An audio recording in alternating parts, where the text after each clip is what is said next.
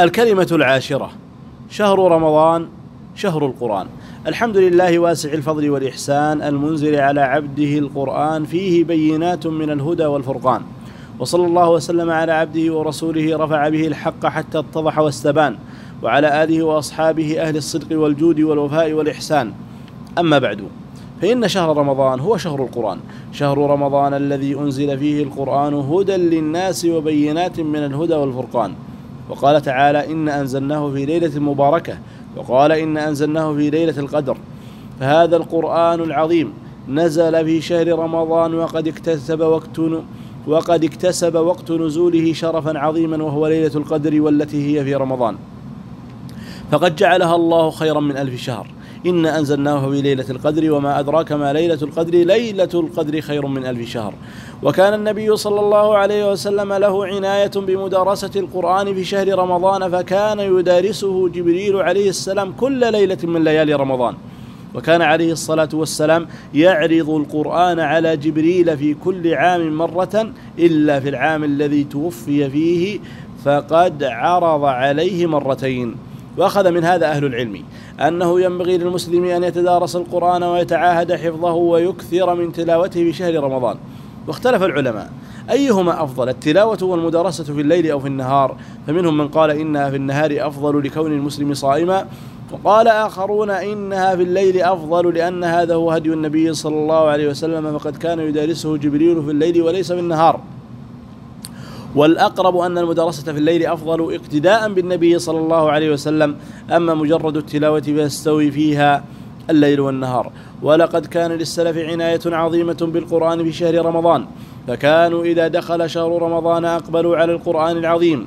كان عثمان رضي الله عنه يختم القرآن كل يوم في رمضان، وكان الإمام مالك رحمه الله إذا دخل شهر رمضان أوقف دروس العلم وأقبل على قراءة القرآن. وكان للإمام الشافعي 60 ختمة في رمضان، ومعنى ذلك أنه يختم القرآن في اليوم والليلة مرتين، وهذا متيسر في حق الحافظ المتقن الماهر بالقرآن. وعن أبي حنيفة نحو ما روي عن الشافعي. وكان الأسود يختم القرآن كل ليلتين. وكان الزهري إذا دخل رمضان قال: إنما هو تلاوة القرآن وإطعام الطعام. فينبغي أن نقتدي بهم وأن نحرص على الإكثار من تلاوة القرآن العظيم في هذا الشهر المبارك، فشهر رمضان هو شهر القرآن، شهر رمضان الذي أنزل فيه القرآن هدى للناس وبينات من الهدى والفرقان. وينبغي لكل مسلم ومسلمة ألا يمضي عليه هذا الشهر إلا وقد ختم فيه القرآن الكريم.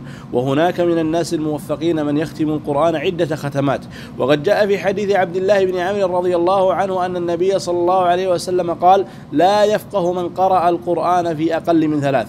وهذا الحديث في سنده مقال، وعلى تقدير ثبوته فقد قال أهل العلم: يستثنى من ذلك المواسم الفاضلة مثل شهر رمضان. قال الحافظ ابن رجب رحمه الله: وإنما ورد النهي عن قراءة القرآن في أقل من 3 على المداومة على ذلك. فأما في الأوقات المفضلة كشهر رمضان، خصوصا الليالي التي يطلب فيها ليلة القدر، أو في الأماكن المفضلة كمكة لمن دخلها من غير أهلها، فيستحب الإكثار فيها من تلاوة القرآن اغتناما للزمان والمكان، وهو قول أحمد وإسحاق وغيرهما من الأئمة، وعليه يدل عمل غيرهم. وقراءة القرآن لها فضل عظيم.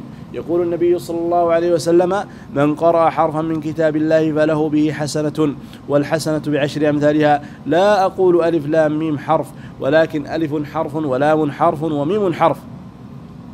وقد حسب ذلك بعض أهل العلم بضرب 10 في عدد حروف القرآن، كانت النتيجة أكثر من 3 ملايين حسنة، أي أنك إذا ختمت القرآن يرجى أن يكتب لك أكثر من 3 ملايين حسنة، مع أن فضل الله واسع وينبغي عدم الحساب. لكن هذه المسألة بخصوصها جاء الحساب فيها في هذا الحديث، وهذا فضل الله، وفضل الله يؤتيه من يشاء. اللهم اجعلنا من أهل القرآن، وانفعنا وارفعنا بالقرآن العظيم، واجعله ربيع قلوبنا ونور صدورنا، ووفقنا لما تحب وترضى.